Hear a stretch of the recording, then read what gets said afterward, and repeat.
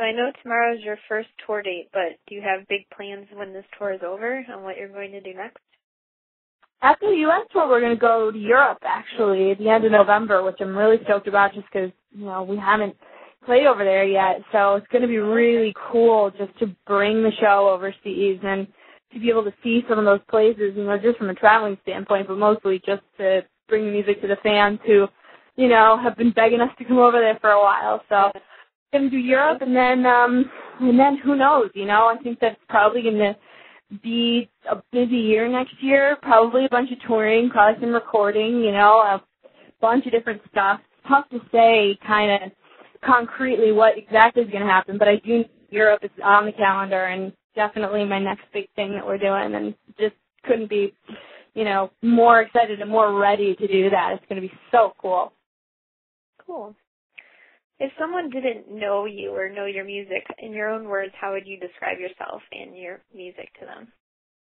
I think that, for me, I'm a songwriter before I'm anything else. So the songwriting is really the part that is most important to me. And, I think that the songs that I write are influenced by so many different types of music that it's hard to say, exactly what kind of genre my music would fall into, but obviously it's definitely mainstream. It's definitely pop rock music, but it's inspired by classic rock. It's inspired by blues. It's inspired by all kinds of different stuff. And so I think that more than anything, since I do want to be viewed as a songwriter first, and I want to write songs that actually can speak to people and mean something to people. A lot of times I say that I hope that my music can translate to people as sort of pop music with heart, and by heart I mean just integrity and a message and lyrics that, allow people to relate to them rather than just sort of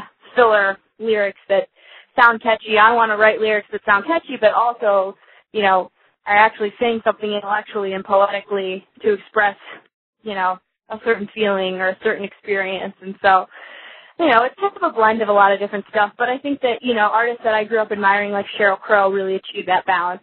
She can have a song on the radio, but it's also a song that you can listen to when, you really just need a song to describe to you what's going on in your life. And so I think that's kind of what I'm aiming for. Okay. Recording A Fine Mess, was that any different than your previous album as far as like going through the recording process? Yeah, absolutely. I think what was different this round was, that, when you write your first record, you kind of go into the studio with this huge body of work that you've written your whole life. And this album was kind of just a collection of stuff that I've written over the last year and a half, so it's very recent. And with the first record, I think that I played those songs for 5-6 years, that I sort of knew exactly how I wanted to execute them. We sort of went in and they were very much like just straightforward the way that I'd written them and the way that I'd sort of envisioned it. With this record, it was definitely one of those things where I went into the studio kind of open-ended, being like, I'm not sure which direction any of these songs are going to take, but, I know at the core of it what I want the songs to sound like. And so, the coolest part about making this record was that Mike Elizondo, who produced it, brought in these musicians that were just amazing with their instincts.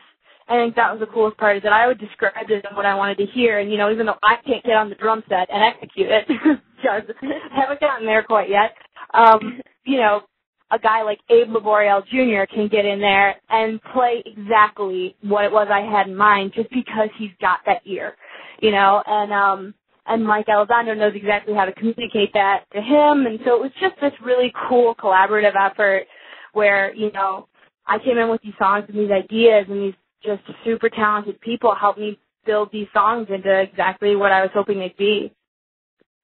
Cool. What would you say has been your biggest challenge so far in your career? It's a tough question, because I think that I try to look at everything like, learning experience, but I think the biggest challenge for me has probably just been to,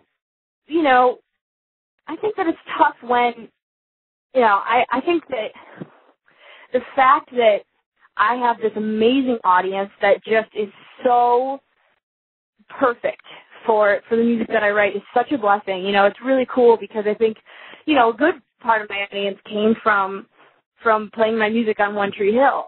But a lot of times people think that I was an actress before I was a singer. And, you know, sometimes people look at that like, oh, you know, it's not as legitimate. But I actually have been singing and writing songs since I was 15 and just so happened to get a role on One Tree Hill, you know, not expecting to ever get into acting. So I think that it's definitely tough to sort of differentiate yourself and say, hey, I'm a legitimate songwriter, especially when you're a young girl. You know, a lot of times people want to look at you like just some bubblegum, you know, chick who sort of just gets on stage and sings somebody else's songs and, you know,